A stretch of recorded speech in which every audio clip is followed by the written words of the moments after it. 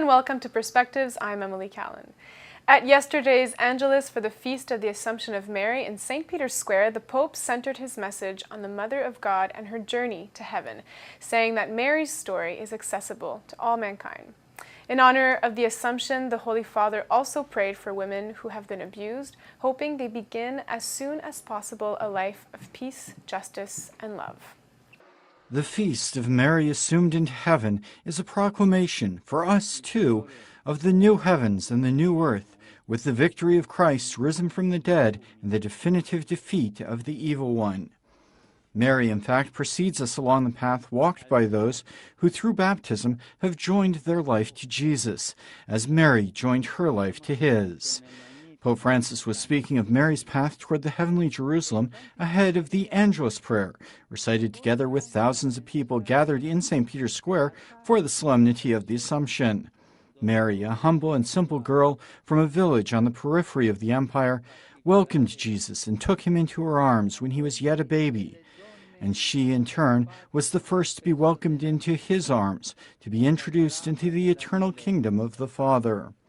Her joyful song, the Magnificat, is the response of all humanity, which sees the Lord incline towards the humble to raise them up. The Canticle of Mary, the Pope said, also leads us to think about many actual sad situations, in particular those women overwhelmed by the weight of life and the drama of violence, of women who are slaves to the arrogance of the powerful, the girls forced into inhumane work, the women forced to surrender in both body and spirit to the avarice of men. He continued, "May they as soon as possible begin a life of peace, justice, and love, waiting for the day when they finally feel grasped by hands that do not humiliate, but with tenderness that will lift them up and guide them on the road of life and on to heaven." The World Social Forum took place last week and ended last Sunday in Montreal. Thousands from social organizations and movements gathered for this event around conferences, workshops, and roundtable discussions. Canadian Catholic organization Development and Peace was there to lead a conference on the Pope's encyclical Laudato Si.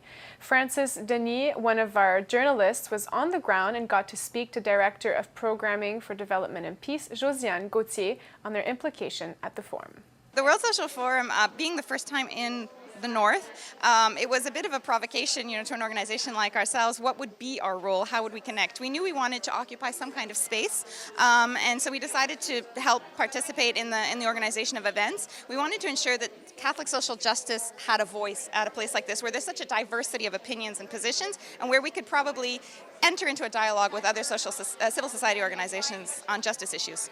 Can you tell us about this particular event that you just organized today? So this was one of our big events, a Laudato Si panel, and it was about the paradigm shift. So how are we changing our perspective, our view, our worldview on the model that's dominating? It's all about consumption, it's all about consumerism, it's all about abusing and using and power over nature and over other people. And how do we use the encyclical to help us change that mindset and to start provoking more thought on how we can connect with each other? A lot was said. There were some incredible panelists from around the world. They spoke from very many different perspectives, but there was a talk of how we could mobilize more, that we had that power, that it was really actually a minority that's setting this majority agenda, but that the majority of people on the earth are suffering from the impacts of the ecological, political, social, economic choices we're making in the North, in the very wealthy countries. So how do we get into greater solidarity with the cry of the poor and the cry of the earth being connected, that great connection between all crises and understanding that, and how we all have different roles. We also spoke about Indigenous peoples and how they had a particular knowledge and leadership on social justice and ecological justice issues that we should learn to listen to with our hearts and not just our heads. That's all for tonight. Take care and God bless.